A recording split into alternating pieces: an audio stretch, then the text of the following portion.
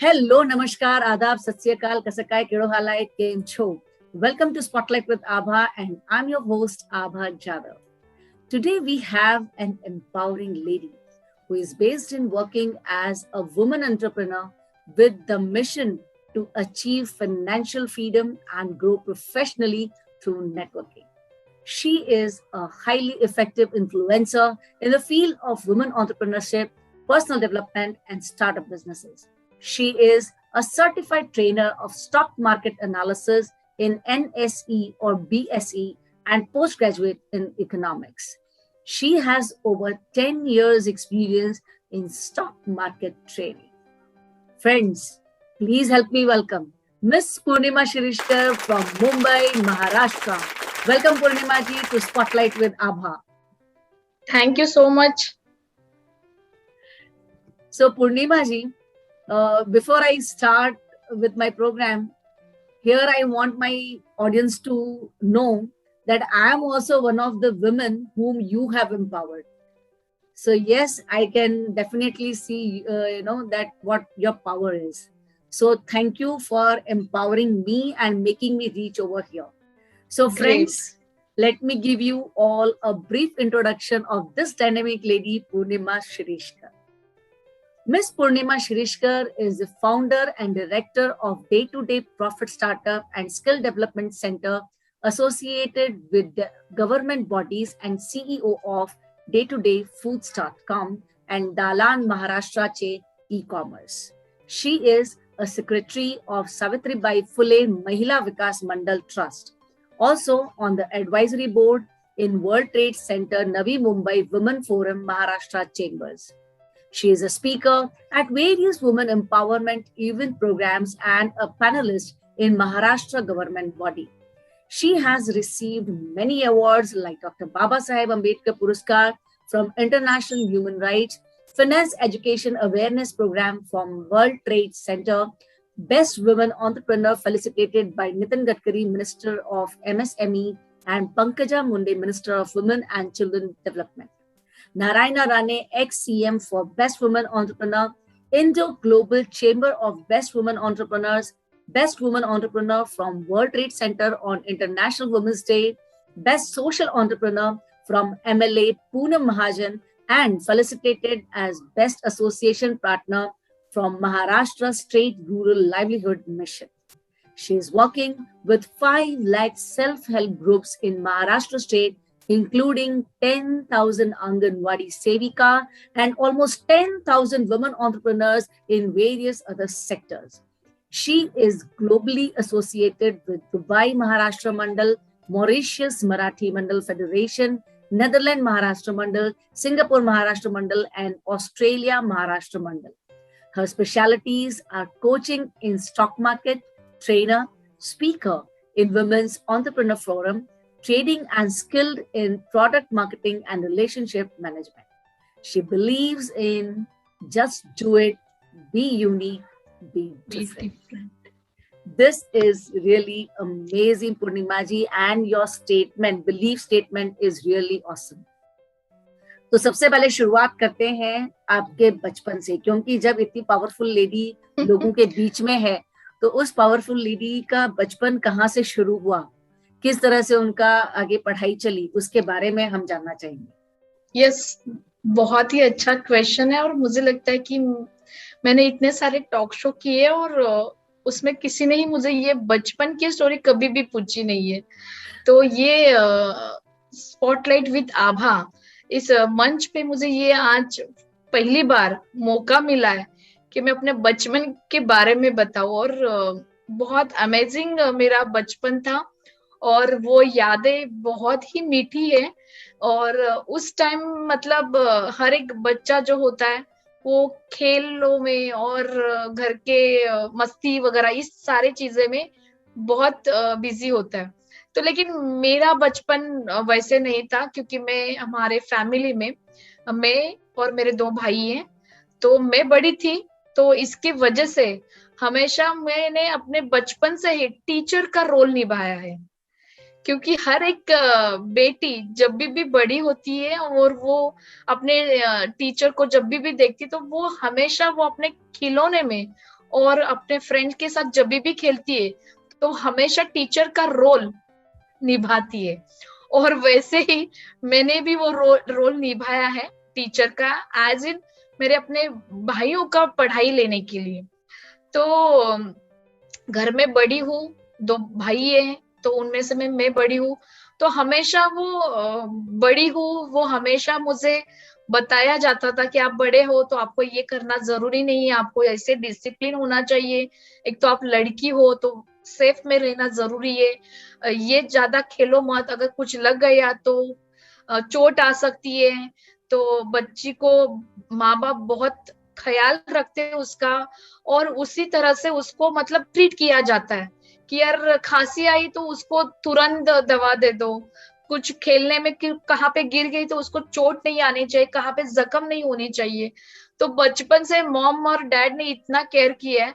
तो मैं बहुत ऐसे मतलब शाई लेडी थी, मतलब शाई पर्सन थी मैं। और ज्यादा किसी के साथ बात नहीं करना है, क्योंकि हमेशा मैं बड़ी हूँ, मुझे ये सारी चीजें देखनी पड़ेगी, मेरे घर में क्या चल रहा है क्या नहीं चल रहा है। माँ बाप जब घर पे नहीं होते तो भाई लोगों का ख्याल रखना था, मतलब बचपन से वो जिम्मेदारी थी।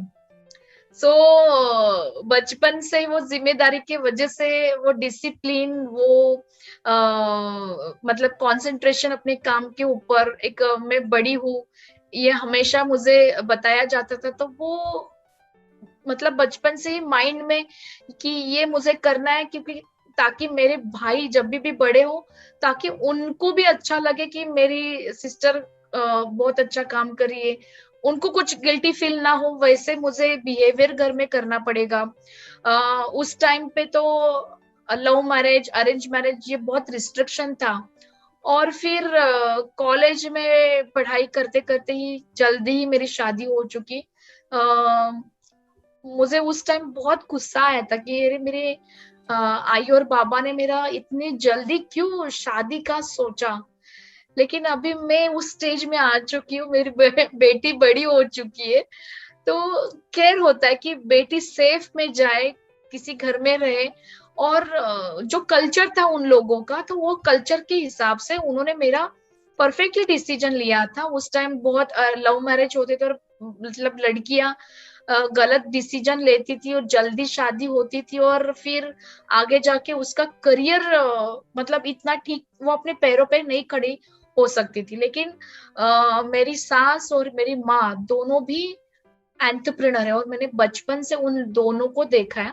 मतलब मैंने अपने माँ को बचपन से देखा, लेकिन शादी के बाद मैंने अपने सासू को देखा है, सासू माँ को देखा है कि वो भी एक एंटरप्रेन्योर थी, अभी भी वो काम करती है, वो खुद का उनका बिजनेस है, मेरे माँ का भी खुद का बिजनेस था। तो बिजनेस ट्रेंड जो था कि जॉब नहीं करना है, बिजनेस ही करना है, लेकिन करना क्या है वो आफ्टर मैरिज के बाद जब रिसर्च शुरू हुआ, तो ये जर्नी बचपन से स्कूल कॉलेज और फिर आफ्टर मैरिज ऐसे होता चला गया। Wow, so this is really interesting कि आपने खुद बचपन से ही वो एक टीचर की कमान अपने परिवार में संभाली, और अपने भाइयों को भी कहीं ना कहीं वो डिसिप्लिन आपने सिखाते चले गए। राइट। और उसके साथ साथ मैं कहूंगी कि ठीक है, जब आपकी शादी हुई तो हमें उस समय गुस्सा आया क्योंकि हमें समझ नहीं थी, लेकिन आज जब हम खुद उस जगह पर हैं तो समझ तो में आ हम रहा है। समझ में आता है कि क्यों हमारे माँ बाप ने कुछ डिसीजंस हमारे लिए लिए होंगे तब। राइट तो राइट। डेफिनेटली यहाँ पे एक बहुत स्ट्रॉन्ग मैसेज आप दे रहे हो इस चीज से कि जितने भी आजकल के यंगस्टर्स हैं उनको ऐसा लगता है ना कि उनके माँ बाप उनको बात बात पे टोकते हैं या उनके लिए कोई डिसीजन लेते हैं तो वो शायद गलत डिसीजन है, लेकिन उनको भी शायद जब वो उन एज में पहुंचेंगे और जब वो माँ बाप बन जाएंगे तो शायद वो रियलाइज होगा। तो इसलिए बच्चों, जब पेरेंट्स आपके लिए कोई डिसीजन लेते हैं प्लीज उनको रिस्पेक्ट से स्वीकार कीजिए। यस। तो आगे बढ़ते हैं। पूर्णिमा जी, बहुत इंटरेस्टिंग आपका बचपन रहा। तो आपको कब लगा कि अब मुझे महिलाओं के विकास के लिए, उनको कुछ एम्पावर करने के लिए, उनको आगे लाने के लिए कुछ करना चाहिए, कुछ एक नई दिशा में आगे बढ़ना चाहिए? राइट। मेरी मॉम जो है बहुत ही स्ट्रॉन्ग पर्सन है, सोशल एक्टिविटीज में बहुत उसका अच्छा काम है। उनकी खुद की संस्था है सावित्रीबाई फुले महिला विकास मंडल, और उस संस्था के माध्यम से मैंने बचपन से देखा है कि माँ हमेशा जो रास्ते पे जो लड़कियां रहती थी जो यंग है, यंग एज में आ रही है और वो फुटपाथ पे रहती थी, तो उसको प्रॉपर शेल्टर मिले इसके लिए वो हमेशा उनके लिए काम करती थी, मैं देखती थी। और उनको प्रॉपर स्कूल में भेजना, अनाथ आश्रम में उनको एडमिशन लेकर उनका प्रॉपर सेट करना, वो मैं देखती थी हमेशा वो ऐसे काम करते हुए। और फिर बहुत सारे लेडीज लोग उसके उसके पास आते थे कि घर में ये प्रॉब्लम हुआ है, तो मेरा हस्बैंड ऐसा कर रहा है। तो मतलब मेरी जो माँ थी वो प्रॉपर सॉल्यूशन देती थी, कि ताकि मतलब इस तरह से वो सॉल्यूशन देती थी ना, ताकि उस लेडीज को पुलिस स्टेशन और कोर्ट कचहरी की जरूरत नहीं लगती थी। वो जो भी फैमिली प्रॉब्लम्स थे वो माँ के पास उसके संस्था में आने के बाद वो प्रॉब्लम सॉल्व होते थे। और एक लेडीज को जिसका बहुत ही बड़ा इश्यू है, तो उसके पीछे मतलब पीछे रह के उसको बैकबोन देती थी कि अगर इसको कुछ हुआ ना तो हमारी टीम आकर आपके घर में हल्ला बोल करेगी। तो उसके वजह से उसके घर में उसका एक प्रोटेक्शन अलग बनता था। तो माँ जब भी रात को खाना खाते समय जब भी चर्चा करती थी ना, तो हम लोग क्वेश्चन पूछते थे माँ को कि अरे ऐसा क्या ट्रिक आपने किया कि सीधा उसके सास ससुर जी एकदम ठिकाने पे आ गए। जो वर्ड्स हम लोग यूज करते थे ना वो बहुत स्ट्रांगली होते थे। तो माँ ने सिर्फ बोला कि हमेशा ना अपने आप पे बहुत विश्वास रखना बहुत जरूरी है, अपने आप पर। और हमें डिसिप्लिन भी होना चाहिए। और माँ ने हमेशा रास्ते में हमारी चाल कैसी होनी चाहिए, हमारे जो हम लोग क्लोथिंग करते हैं, हम जो भी कुछ भी वेयर करते हैं, वो पूरा हमारा बदन जो है पूरा ढक कैसे जाना चाहिए। तो उस तरह से हमें डिसिप्लिन दी है कि कभी भी हमारा जो आंचल है वो नीचे नहीं आना चाहिए, हमारा जो ब्लाउज का नेक है वो किसी तरह से खूबसूरत से हमारा जो भी बदन जो ढकना चाहिए। तो वो चाल कैसी होनी चाहिए, डिसिप्लिन कैसे होने चाहिए, अगर सामने वाला कुछ भी बात करता है तो स्ट्रांगली किस आंखों से उसको देखना है ताकि वो कुछ अलग वैसे कुछ बात ना करे। और हमारा स्ट्रांगली वॉक भी होना बहुत जरूरी है। तो ये डिसिप्लिन वो सिखाती थी। और एक जिम्मेदारी भी उसने बहुत सिखाई है महिलाओं के लिए, कि अगर हस्बैंड कुछ भी बोल रहा है ना तो थोड़ा उनका सुनना भी जरूरी है, उसको रिस्पेक्ट देना बहुत जरूरी है।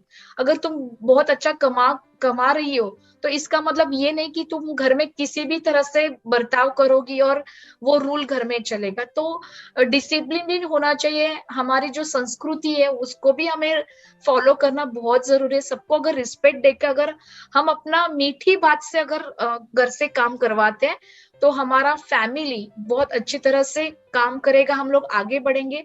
और जो बॉन्डिंग घर में होनी चाहिए फैमिली बॉन्डिंग, वो एक महिला ही क्रिएट कर सकती है। तो इस तरह से उसका नेचर था और हम लोग वैसे सीखते चले गए। फिर आफ्टर मैरिज मैंने सर्च किया कि मुझे कुछ तो करना है, क्योंकि माँ ऑलरेडी कमाई कर रही थी, मेरे सास भी कमाई कर रही थी। तो मैं देखती थी कि उनको कुछ भी चीजें पसंद है वो तुरंत परचेस करती थी। वो कभी भी अपने हस्बैंड के पास मुझे ये साड़ी खरीदनी है या मुझे ये शॉपिंग पे जाना है, आइदर वो मेरे भाई की अभी रक्षाबंधन है तो रक्षाबंधन के लिए कुछ खर्चा चाहिए, वो कभी भी अपने हस्बैंड के पास कभी भी मांगती नहीं थी। लेकिन एक सर्टन लेवल पे मेरा वो सब बिहेवियर चल रहा था, तो मुझे भी थोड़ा गिल्टी फील होता था कि हमेशा मैं अपने हस्बैंड के पास क्यों पैसा मांगू ना। कुछ भी त्योहार जब भी आते तो माँ ही मुझे क्यों खरीदी करने के लिए लेकर जाए। तो मुझे भी ऐसा कुछ तो करना चाहिए ताकि मैं अपने फैमिली को भी हैंडल कर सकूं और मेरा खुद का भी बिजनेस हो सके। तो ऐसे मैंने रिसर्च करते करते मुझे स्टॉक मार्केट के बारे में पता चला और मेरे भाई ने मुझे सजेस्ट किया कि पूर्णिमा, अगर स्टॉक मार्केट में हम लोग अच्छी तरह से इन्वेस्टमेंट करते हैं ना तो बहुत अच्छा हम लोग पैसा कमा सकते हैं। तो ये सिर्फ वो बोल के चला गया, फिर मैंने न्यूज़पेपर रीड किया, फिर मैंने एक वर्कशॉप अटेंड किया और फिर थोड़ा अंडरस्टैंड किया कि मुझे आगे जाके करना क्या है। तो उस वर्कशॉप में ना एक सवाल बहुत अच्छा पूछा गया था कि आपको स्टॉक मार्केट क्यों सीखना है, why you wanted to learn the stock market. So ये वाई का क्वेश्चन ना पूरे 1 वीक मैंने फाइंड आउट किया कि क्यों सीखना है, ऐसा क्या है।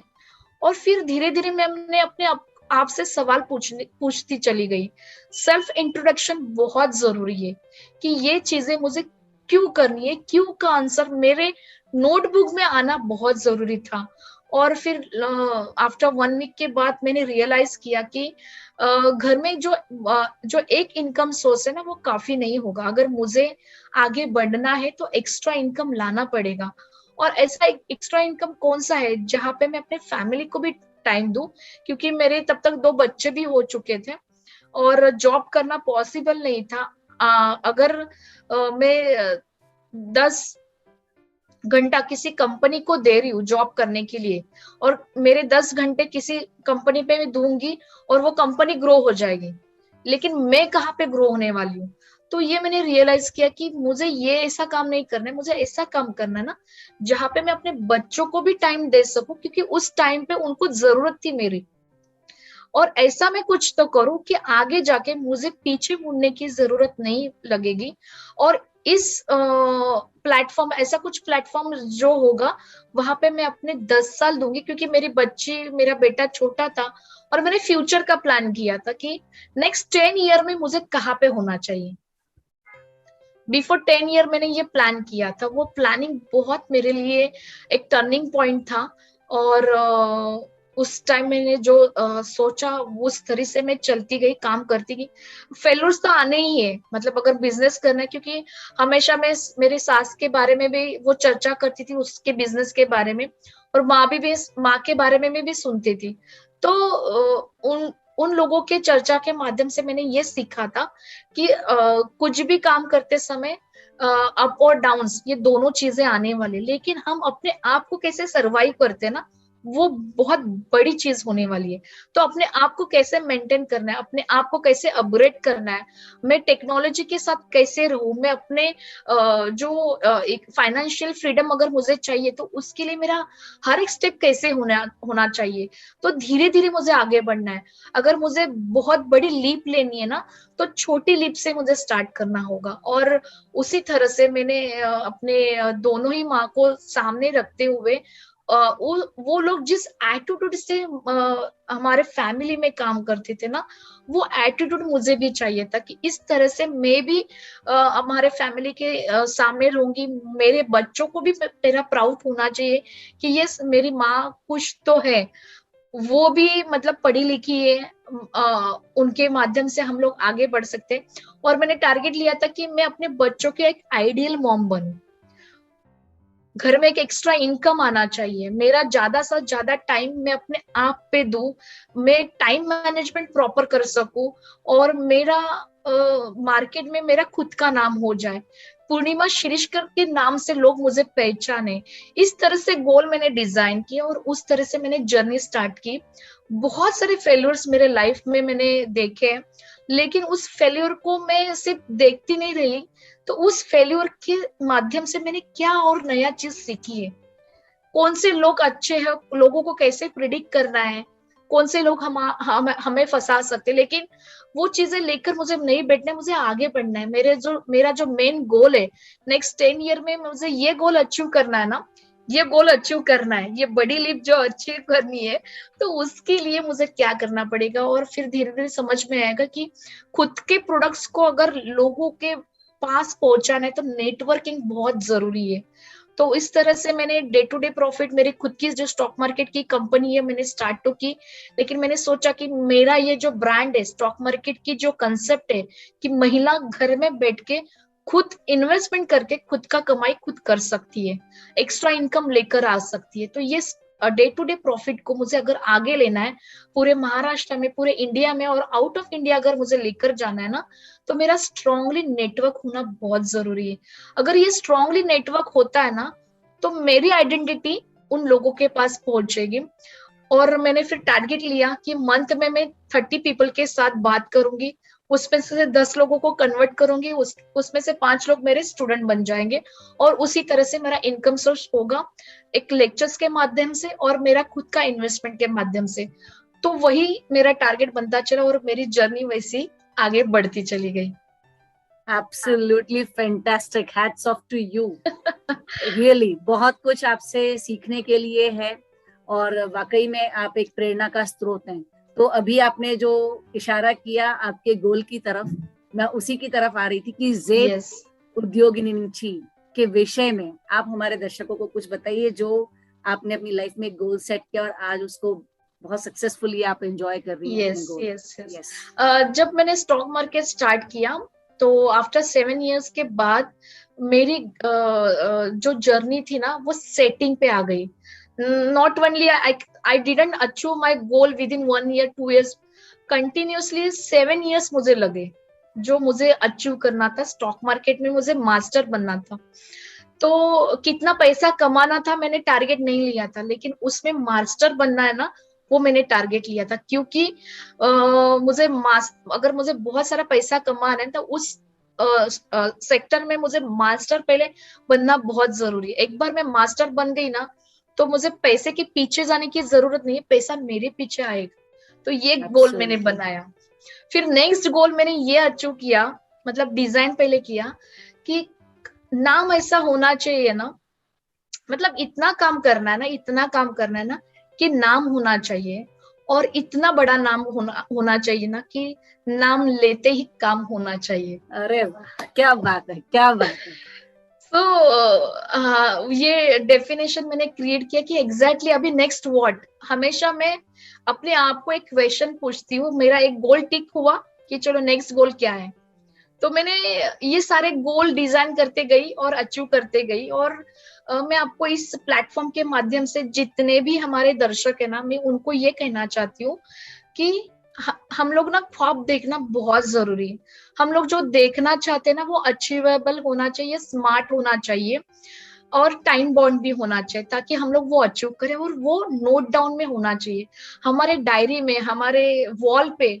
हमारा जो नेक्स्ट 5 ईयर का विजन है ना वो कंप्लीटली बोर्ड पे आना चाहिए, ताकि ना वो कंप्लीट होने के लिए ना हमेशा एवरीडे हम लोग वो देख सके कि यस ये मुझे अचीव करना है। तो आज का दिन मुझे ये टाइम पे ये अचीव करने के लिए ये टास्क मुझे कंप्लीट करनी है।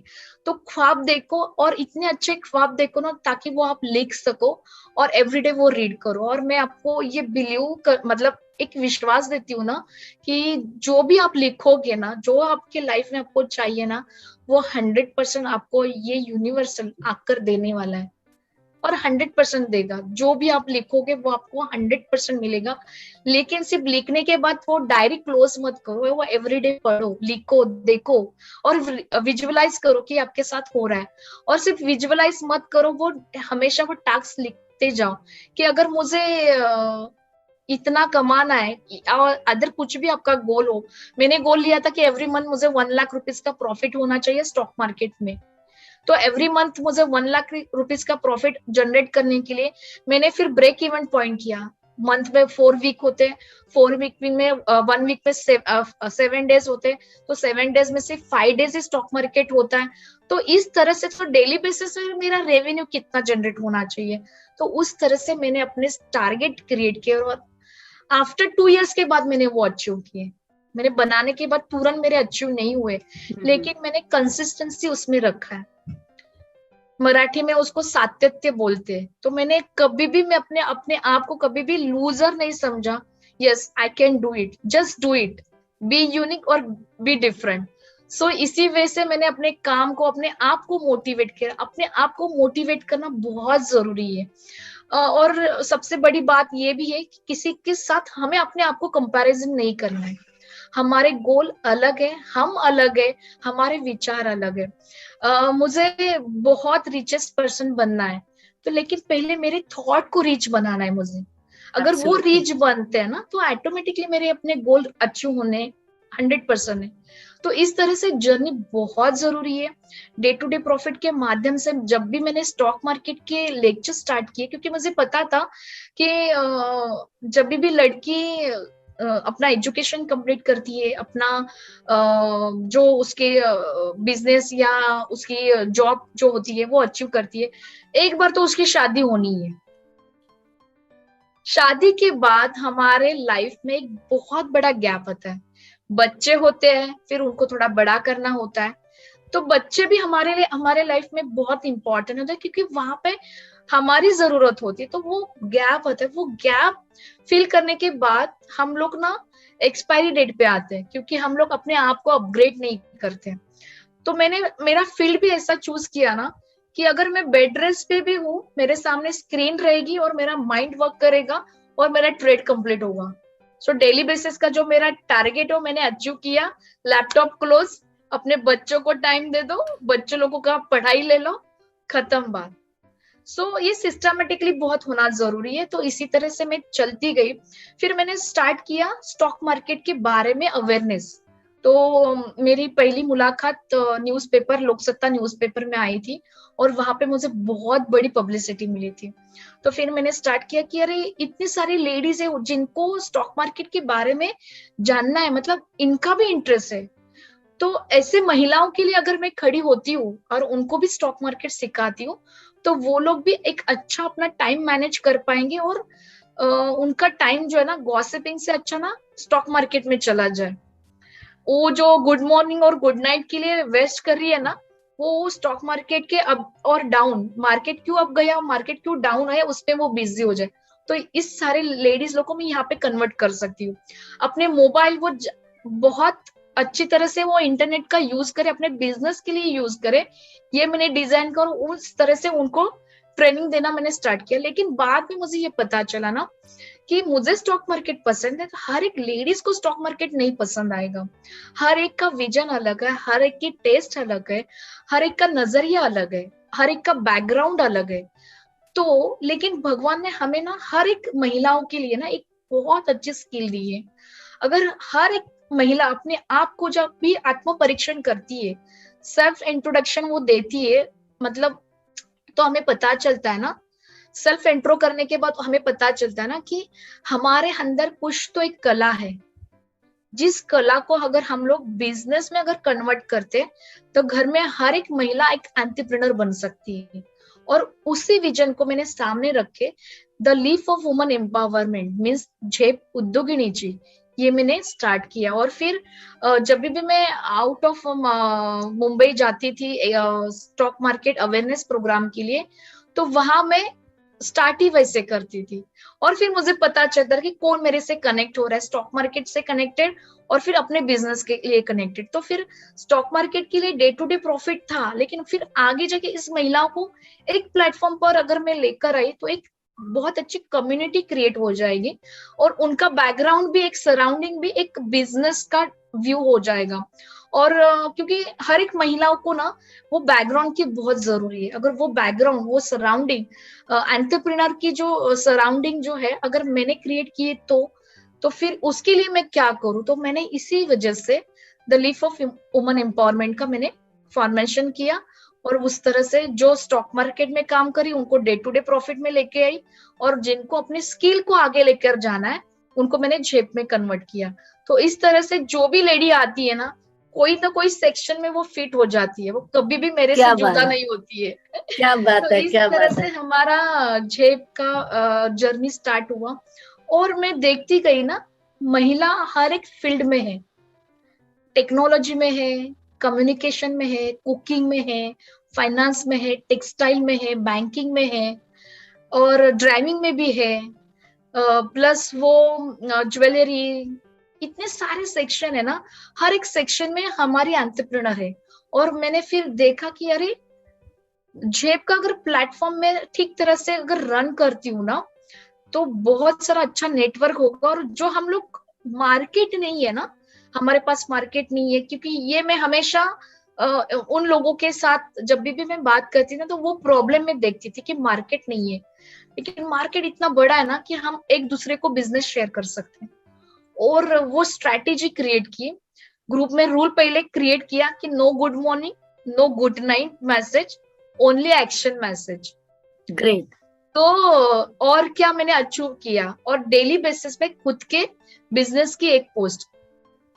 सो गुड मॉर्निंग में और गुड नाइट में खुद के बिजनेस के बारे में ही सिर्फ बात करनी है। ट्रैवलिंग करते हो, ट्रेन में जाते हो, बस में जाते हो, तभी भी बाजू वाले के साथ नेटवर्किंग करना है। पहले उसको पूछना है कि आप क्या करते हो, तो थोड़ा उसका इंटरेस्ट क्रिएट होगा बात करने में। फिर अपनी पट्टी स्टार्ट करनी कि मैं क्या करती हूँ। तो उस दिस तरह इज से रियली फैंटास्टिक। तो इस तरह से ट्रेनिंग देती चली गई, लोग मतलब महिलाएं आगे बढ़ती गई। और लोग बोलते हैं कि महिला महिला कभी एक साथ नहीं जुड़ जाती है, लेकिन हमारा जो फोरम है ना शेप का, हमारे साथ एक दूसरे के साथ बॉन्डिंग है। हम लोग एक दूसरे को मिस करते हैं कि यार कब मिलने वाले। लॉकडाउन में तो इतना हम लोग अब तक मिले नहीं है ना, मतलब एक दूसरे को, तो हम लोग मिस करे कि हम लोग कब मिलेंगे, क्या मिलने के बाद क्या बात करेंगे। जूम पे हम भी आते हैं ना, तो पहला सेशन हमारा हम लोगों ने क्या क्या अचीव किया, क्या एक दूसरे को हेल्प किया। तो एक साड़ी वाली बिजनेस वाली जो है, तो वो सोप वाली को हेल्प कर रही है, सोप वाली साड़ी वाली का बिजनेस मार्केटिंग कर रही है, दोनों का कोलाब्रेशन हो रहा है। तो इसके 200 मेंबर्स, इसके 200 क्लाइंट्स, दोनों के 400 क्लाइंट्स। क्या तो बात ये है, स्ट्रेटेजी मैंने उनको लॉकडाउन में सीखा है, तो फंटास्टिक रन हुआ। और हम ग्रेट। लोग इतना अच्छी तरह से बिजनेस कर रहे हैं ना, लॉकडाउन हो, कोरोना हो, कुछ भी हमें इफेक्ट नहीं हो रहा है।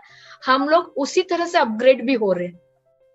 This is really great, this is really great. So आपने जिस तरह से ये आपने बहुत बात सही कही कि महिलाएं महिलाएं साथ में काम नहीं कर सकती, नहीं कर ये सकते, एक्चुअली हमने ज्यादातर जगहों पर देखा है। देखा पर है। आपने इस स्टेटमेंट को भी गलत साबित कर दिया कि नहीं, महिलाएं भी महिलाओं की मदद करके एक दूसरे के साथ 100%। हाथ पकड़ के आगे बढ़ सकती हैं। सो फैंटास्टिक। तो यहीं पे जैसे अभी आप बात कर रहे थे कुकिंग की, तो आपका एक और प्लेटफॉर्म है day2dayfood.com। Foods, right. तो वहां आप किस तरह से महिलाओं को प्रोत्साहन देती हैं? जब मैं आगे बढ़ती चली गई, जेब का हमारा फोरम इतना अच्छी तरह से बढ़ता गया ना, तो हमेशा जब भी हमारी मीटिंग थी, मतलब हम लोग पहले मिलते थे, लॉकडाउन की वजह से जूम पे हम लोग मिल रहे, लेकिन उससे पहले हम लोग मिलते थे, तो हमारी चर्चा बिजनेस पे ही होती थी। किसे कौन सी साड़ी पहनी, कौन सा दुपट्टा है, वो हम लोग टॉक नहीं करते थे। हम लोग सिर्फ बिजनेस के बारे में ही बात करते कि अरे तूने कैसी स्ट्रेटेजी यूज की, तूने क्या, तो एक दूसरे के साथ शेयर करते थे। हम लोग ऐसा नहीं सोचते थे मेरी स्ट्रेटेजी इसको बताई तो ये आगे बढ़ी तो फिर क्या होगा। क्योंकि लीडरशिप मैंने ली थी, तो मैं हमेशा पहले वही टॉक करती थी कि तुम्हारा एरिया अलग है, मेरा एरिया अलग है, हम लोग एक दूसरे से अलग है। तो स्ट्रेटेजी एक दूसरे को शेयर करेंगे ना, तो बिजनेस ऑटोमेटिकली ग्रो होगा। और हमारी कम्युनिटी को देखकर लोग अप्रिशिएट तो करेंगे, लेकिन हमारी वजह से लोग चेंज भी होते जाएंगे। और हमारे हमें देखकर लोगों का जो नजरिया है कि महिलाएं बिजनेस नहीं कर सकती, हम लोग पहला वो चेंज करेंगे, फिर बाद में हम लोग हमारे प्रोडक्ट्स बेचेंगे। सो ऑटोमेटिकली बिजनेस होगा। जैसे मैंने उनको भी सिखाया था कि पहले शेखर कपूर जब भी आता है तो वो बिरयानी का मसाला सेल नहीं करता है, वो बिरयानी कैसी बनानी है वो रेसिपी पहले बताता है। फिर बिरयानी की रेसिपी के बाद फिर वो हाईलाइट करते हैं कि मैंने ये मसाला यूज किया, इसके वजह से इतनी ब्यूटीफुल और टेस्टी बिरयानी। तो हमें भी वैसे करना है, पहले हमारी कम्युनिटी को चेंज करना है, लोगों का जो नजरिया हमें देखने का वो चेंज करना है, फिर हमें हमारे प्रोडक्ट सेल करने। तो क्या ये वर्कआउट हुआ, और उसी तरह से हम लोग एक दूसरे को हेल्प करते करते आगे बढ़े। और इतनी ब्यूटीफुल वे से हम लोग एक दूसरे को जानते, स्ट्रेटेजी बनाते, काम करते, और एक दूसरे का बिजनेस शेयर करते। ये बहुत बड़ी बात है। Very nice, very nice. So finally अब हम आ रहे हैं हमारे कार्यक्रम के अंत की तरफ। तो अभी भी हमारे साथ बहुत सारी ऐसी महिलाएं हैं जो आज भी बहुत कुछ करना चाहती हैं। जैसे आपने कहा, सपने बहुत सारे हैं, पर उन सपनों को सच करने की या किसी के साथ शेयर करने की हिम्मत नहीं है।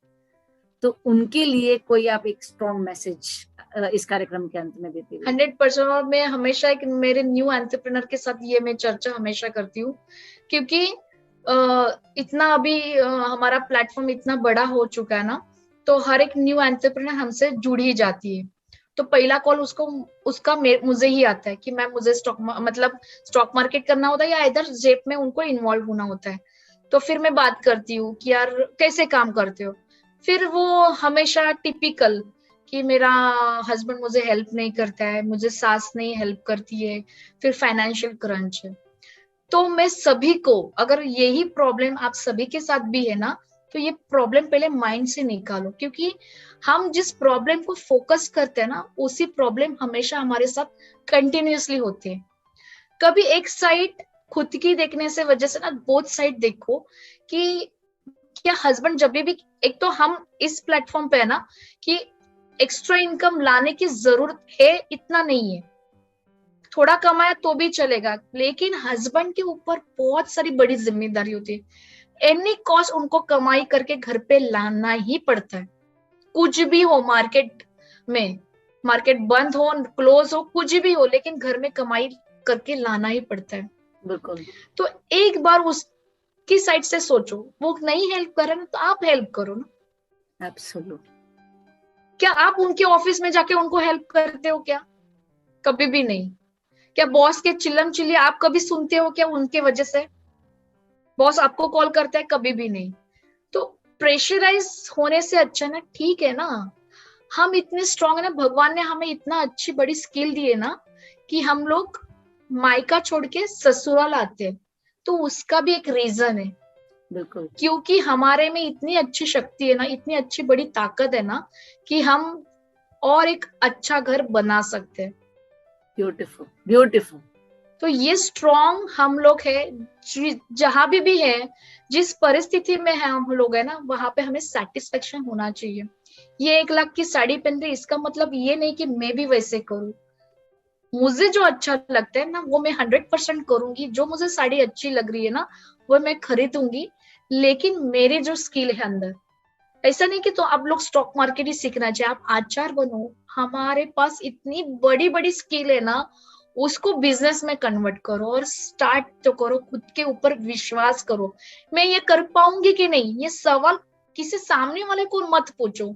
ये मैं कर पाऊंगी, और मैं करने के लिए मुझे ये प्लान करना पड़ेगा।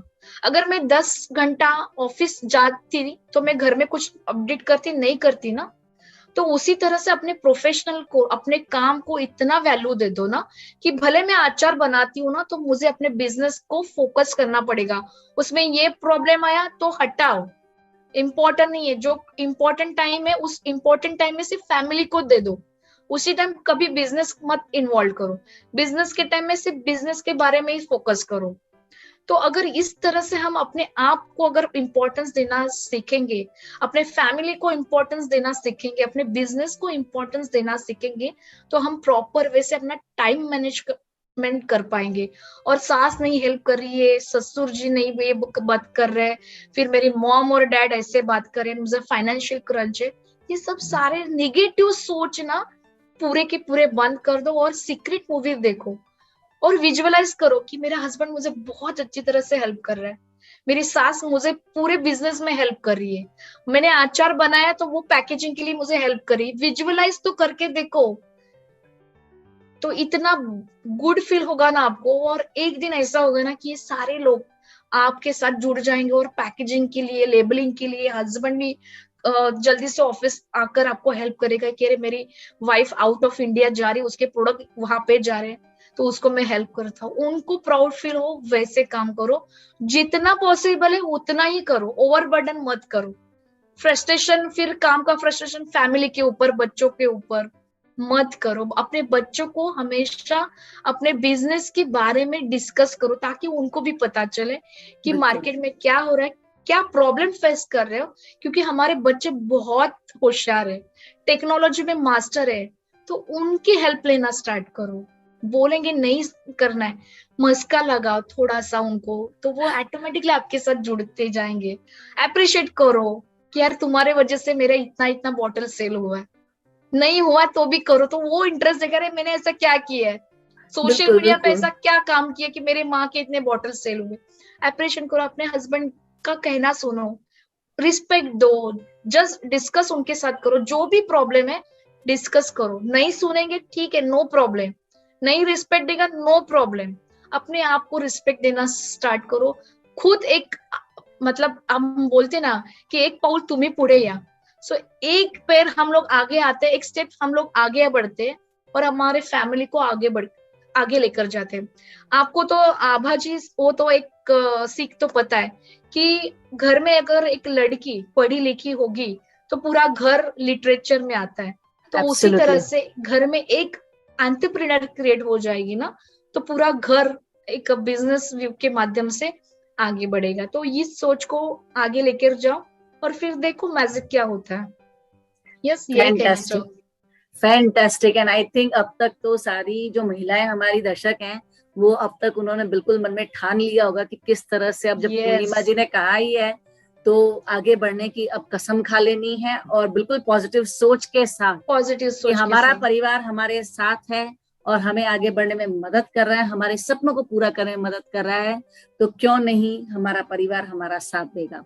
तो पूर्णिमा जी, आपकी बातों से प्रेरणा लेकर इस कविता के साथ आज का एक सेशन, ये जो सेशन है, खत्म करना चाहूंगी। सजग सचेत सबल समर्थ आधुनिक युग की नारी है, मत मानो अब अबला उसको सक्षम है बलधारी है। आज बनी युग की निर्माता, हर बाधा उससे हारी है। चार दीवारी का हर बंधन अब तोड़ के बाहर आई है। घर समाज और देश में उसने अपनी जगह बनाई है। ऊंचे ऊंचे पद पर बैठी सम्मान की वो अधिकारी है। स्नेह प्रेम व ममता का भंडार आज की नारी है। हर जंग जीते शान से यह अभियान अभी भी जारी है, यह अभियान अभी भी जारी है। So thank you very much Purnima ji, आपका कीमती समय देने के लिए और स्पॉटलाइट के माध्यम से मेरी दर्शकों को मोटिवेट करने के लिए। Thank you for sharing your wonderful insights here. Thank you so much. Thank you Abha ji, thank you so much. So friends, if you wish to see other episodes of Spotlight with Abha, do subscribe to my YouTube channel. And yes, don't forget to press the bell icon so that anytime, whenever new video is coming up, you can get immediate notification. So this is Abha Jadhav signing off now. Stay happy, healthy, and keep watching Spotlight with Abha. And yes, start dreaming which you want to fulfill and start doing actions now. As Purnima ji said कि action लेना बहुत जरूरी है। Goal set करिए और फिर आप भी, आपके सपनों को भी पंख लग जाएंगे और आप भी एक बहुत ही जोरदार उड़ान भर करके अपने सपनों को पूरा कर पाएंगे। So see you soon in the next episode. Till then, bye bye, नमस्ते, जय हिंद।